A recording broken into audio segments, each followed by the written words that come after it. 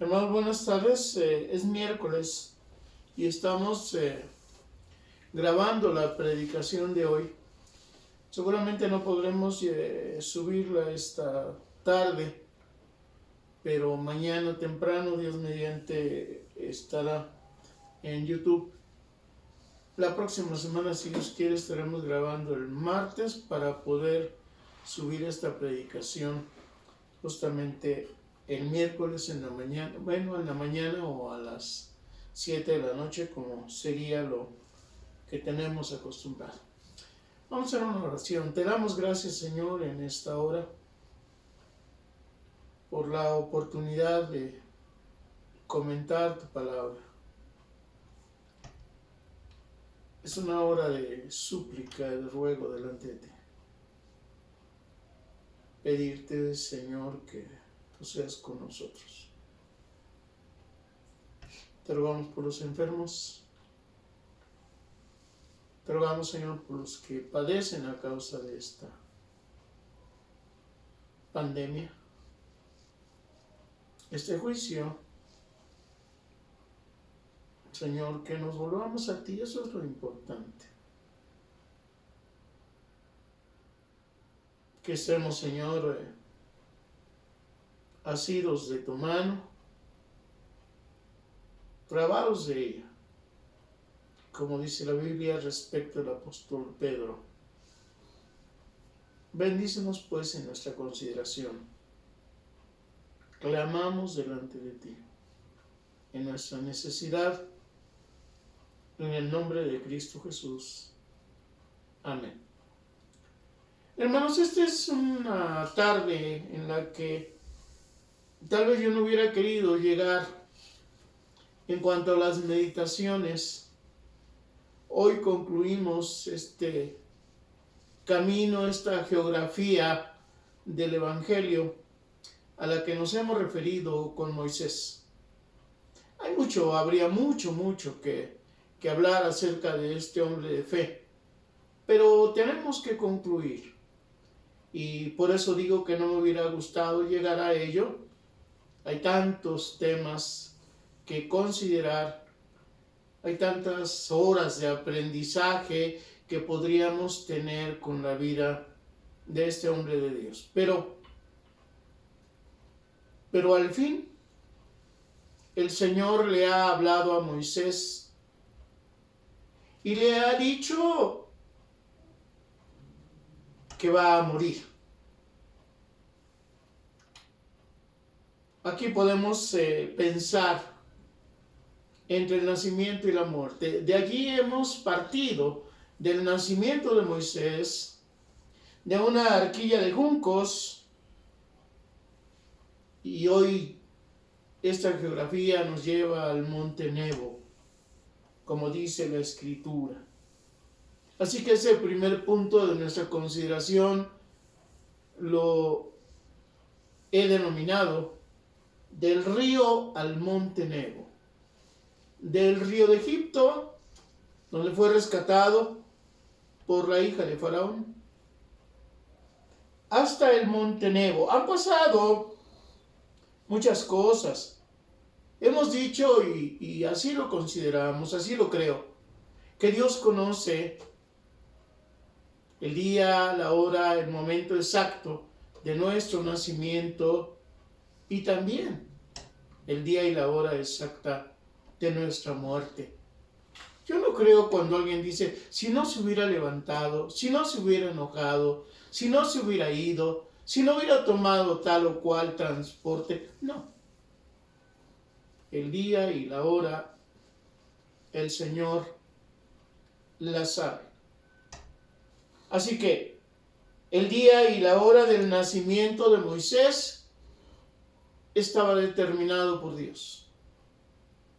La Biblia nos habla de Moisés desde antes de su concepción, y luego su nacimiento, y luego a los 3 meses, tomado de la ribera del río, y luego entregado a la hija de Faraón por Jocabed. madre de Moisés, después de la crianza y luego 40 años después. Y luego la salida de Egipto al desierto de Madián, casado con Séfora, teniendo hijos, cuidando las ovejas de su siervo Jetro, y luego 40 años después, a los 80 años, aquella visión de la zarza que ardía y no se consumía, y aquel llamado del Señor para Moisés. Moisés, Moisés. Aquel encargo, aquella tarea enorme para ir delante de Faraón y pedir la salida del pueblo hebreo. Atravesar el Mar Rojo, después de aquellos 10 juicios, por supuesto. Y allí en el desierto de Madián,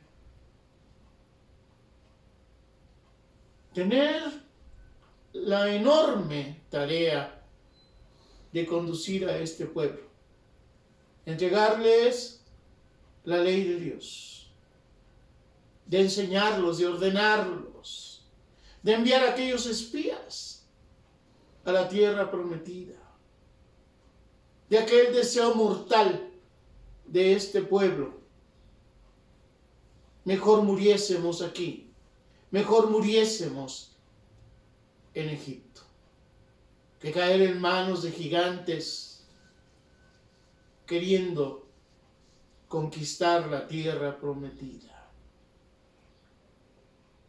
Y luego Moisés, con 120 años, ha guiado al pueblo en su peregrinación por el desierto, y dice la Biblia que como no habló a la roca y no magnificó el nombre del Señor, Dios no le permitió entrar a la tierra prometida. Así que Dios le ordenó a Moisés subir al monte. ¿Cuántas montañas hay en la historia del pueblo de Israel y en la historia de Moisés? El Sinaí, el monte Horeb, ¿acaso es el mismo? Ebal y Gerizim, montes a los que me referiré en un momento, y el monte Nebo, una montaña alta desde la cual Dios le permite ver la tierra prometida, y no somos capaces de dimensionar de lo que Dios le permitió ver a Moisés. Hablaré de ello. Así que han terminado las peregrinaciones de Moisés. Ha peregrinado 40 años en el desierto cuidando las ovejas de Jetro. Ha terminado 40 años en el desierto guiando a estas ovejas que se extravían, que se rebelan contra su Dios. Pero ovejas a las cuales amó entrañablemente Moisés. Cuando Dios le dijo que iba a destruir aquel pueblo contradictorio, rebelde, Moisés le rogó diciendo: no lo hagas. ¿Qué van a decir los egipcios que sacaste a tu pueblo para hacerlo morir en el desierto porque no pudiste llevarlo a la tierra prometida? Por tu misericordia. Así que Moisés amaba tremendamente a este pueblo. Y antes de que Moisés dejara a este pueblo, tuvo una lección extraordinaria, totalmente pedagógica. Dice la Biblia que dividió al pueblo en dos. Y entonces hizo que la mitad subiera al monte Gerizim y la otra mitad subiera al monte Ebal. Y allí Moisés les enseñó gráficamente la diferencia entre las bendiciones y las maldiciones. Y recordemos que las bendiciones es decir bien de las personas, de un pueblo, de un amigo, de un hijo. Y las maldiciones es decir mal. Igual de las personas, de un pueblo, de un amigo, de un hijo. Así que gráficamente Moisés les va a enseñar. Si ellos son fieles a la ley de Dios, vendrán sobre ellos bendiciones en todos los aspectos de su vida. En su campo, en su sostenimiento, en el vientre de sus mujeres, en todo, victoriosos, puestos en lo alto, si obedecieran la ley de Dios. Y si no fuera así, entonces vendrían las maldiciones. Entonces todos estos aspectos que mencionamos serían catastróficos. Los enemigos, los filisteos, iban a dominarlos, a imponerles tributos, a robarlos, a robar sus tierras, sus mujeres, sus hijos, todo. Así que ahí están las bendiciones y ahí están las maldiciones. Y para nosotros es igual. Las bendiciones que vienen por la fe. Esta geografía que hemos recorrido nos lleva por el territorio de la fe. Bendiciones, si crees, si creemos, las bendiciones de Dios están y estarán sobre nosotros. Para el incrédulo, el juicio condenatorio. Hermanos, todos pasamos por juicios. Sin duda uno de los más importantes es,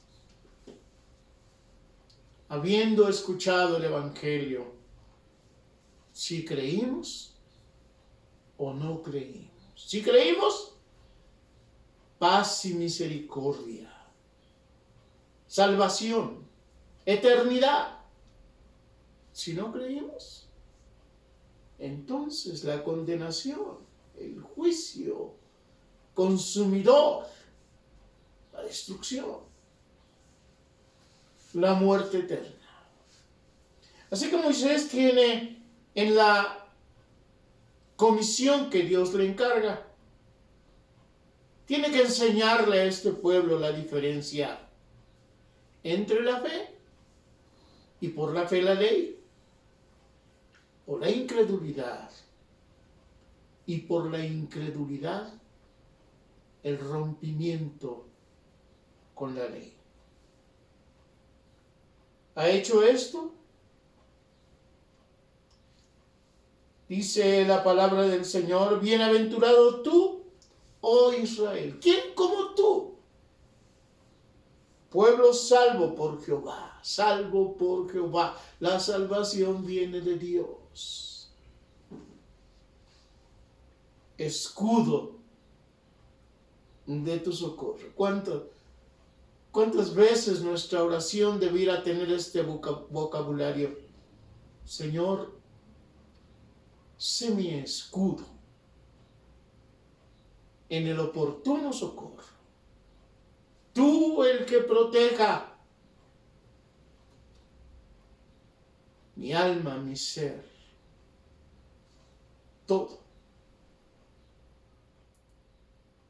Y Dios dice esto de su pueblo. Y dice que además Dios es espada en tu triunfo. Lo importante es que nosotros reconozcamos que dependemos de Dios, que Él batalla, Él pelea por nosotros. Y en la victoria, reconozcamos que Él fue nuestra espada. Cuando David se enfrenta con Goliat, al ver aquel gigante de casi 3 metros, y además la Biblia nos dice que David era un hombre de baja estatura, aquel hombre con todos sus instrumentos de guerra, su espada, su escudo, su lanza, con toda la protección que podía llevar un guerrero, y David, que venía del campo, que venía de cuidar las ovejas de su padre, acaso con un bordón, un bolso en el cual, un morral diríamos, en el cual guardaba pan, pero especialmente su honda y aquellas piedrecitas lavadas y redondeadas, torneadas por las aguas del río, redondas, que llevaba a su alcance y que había recogido, dice la Biblia, del arroyo de Fesdamín. David se enfrenta al gigante. Y entonces el gigante se llena de ira, porque en lugar de haberles enviado o haberle enviado el pueblo de Israel un guerrero para que pelease con él, en ese enfrentamiento lleno de simbolismo y de realidad, porque cuando los capitanes de los diferentes ejércitos que se enfrentaban lo hacían, aquel que perdía, aquel que sucumbía en el combate, originaba un gran desánimo en su ejército. Así que dice la Biblia que entonces David le dijo al gigante: tú vienes con espada y con lanza, pero yo vengo en el nombre de Jehová de los ejércitos. Tomó su honda, aquellas piedrecillas, eligió una de ellas, giró su honda, y al hacerla girar, aquella fuerza que concurría hacia el centro de su mano, que cambia cuando suelta una de las puntas de la honda y sale disparada, y es un proyectil que pega en la cabeza del gigante. Yo vengo en el nombre de Jehová de los ejércitos. El Señor le está diciendo al pueblo de Israel que Él es la espada de su triunfo. Reconozcamos siempre que Dios es quien pelea por nosotros. Subió pues Moisés a aquel monte. En unas palabras de extraordinario significado y valor allí en el libro de Deuteronomio, refiriéndose a esto: el eterno Dios es tu refugio. Y acá, abajo en la tierra, también el Señor dice: tus brazos, los brazos eternos en los cuales es posible descansar. Subió Moisés de los campos de Moab al monte Nebo, a la cumbre del Pisga. Y entonces dice la Biblia que estaba frente a Jericó. Y saben, hermanos, estos versículos y esto que voy a mencionar ahora es extraordinario. Podemos nosotros imaginar que estamos situados en una parte de la geografía nacional. Cualquiera de ellas. En el norte, en Tamaulipas. En el sur, en Oaxaca. En el centro, en Guanajuato. Porque de ese tamaño es la dimensión, Desde aquella montaña Moisés pudo mirar. Allí, desde el monte Nebo, lo que hoy sería la región de Samaria en Israel, pudo contemplar desde allí hasta el mar Mediterráneo. Al norte, hasta los términos de Siria. Al este, los términos de Galat. Es mucho. Estoy limitado para mostrarles la geografía a partir del pensamiento. Al sur, hasta el Negev, hasta el desierto donde habían transitado. Esto es como si trazásemos todo el perímetro de la tierra de Israel. Hoy estaría incluido lo que es el Estado de Israel, el Líbano, Jordania, la Franja de Gaza, tan nombrada, un territorio enorme. Y llámenle la atención a usted y a mí. Dice la Biblia, desde Galaad hasta Dan. Dan está en el Mediterráneo. Desde Neftalí al norte hasta la tierra de Efraín. Al este la tierra de Manasés. Toda la tierra de Judá. Hasta el mar occidental. Hasta el mar Mediterráneo. El Negev y la llanura. La vega de Jericó. Hasta Zoar. Hasta el mar muerto. Un enorme territorio. Y ustedes dirán, ¿y por qué insiste tanto en esto? Porque, ¿qué creen? Pudo ver todo ese territorio con sus ojos. Cuando nosotros vemos en el horizonte, aunque estemos en la montaña, pues sí, nuestra vista es lejana. Pero la vista de Moisés es una vista que va más allá del alcance de tus ojos y de mis ojos. Es una vista panorámica. Realmente Dios le permitió ver todo este territorio. Dice, esta es la tierra que juré a Abraham, a Isaac y a Jacob. Te he permitido verla con tus ojos. No es aquí cerquita. Es lejos. Son kilómetros y kilómetros y kilómetros. Y la vista de este hombre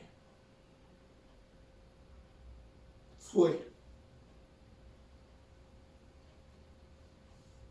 aguda como la de las águilas. He denominado a nuestra meditación de esta tarde ojos de águila. Es el animal que puede tener una vista así para su supervivencia. Moisés tuvo una vista más allá. Tuvo unos ojos de águila sobrenatural. Allí murió Moisés, siervo de Jehová. Nunca mejor dicho, siervo de Jehová. Su fe lo llevó hasta allí. Dice la carta a los Hebreos que prefirió renunciar a las comodidades temporales de pecado para ser fiel al Señor, para pasar por los vituperios del Mesías, de Jesús, que no vio pero creyó en él. Es más, le fue dado profetizar acerca del Hijo de Dios. Y era Moisés de 120 años cuando murió. Y dice la Biblia, sus ojos nunca se oscurecieron ni perdió su vigor. Dios es, dice el Salmo 103, el que sacia de bien tu boca, de modo que te rejuvenezcas como el águila. Bien aplicado a Moisés, bien aplicado a los que esperamos en el Señor. Él es el que sacia de bien tu boca.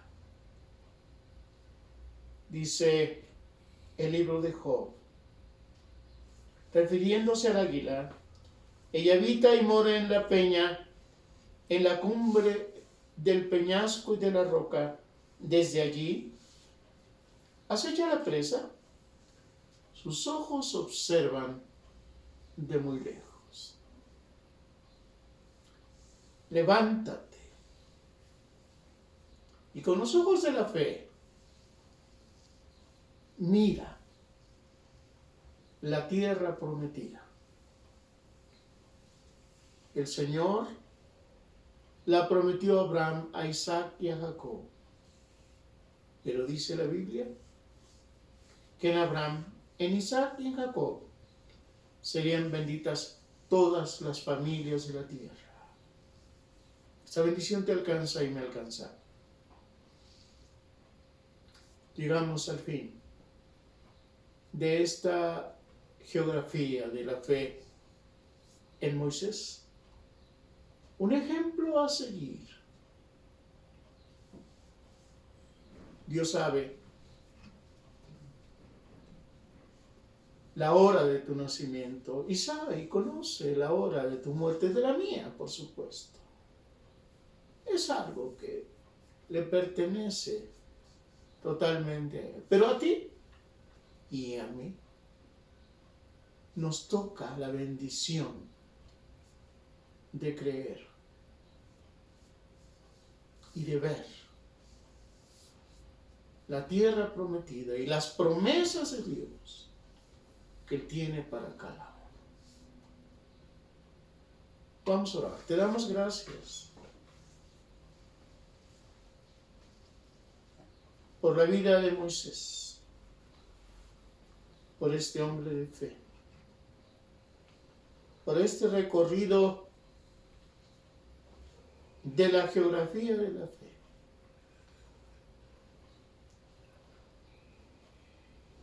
Danos, Señor, ojos de águila,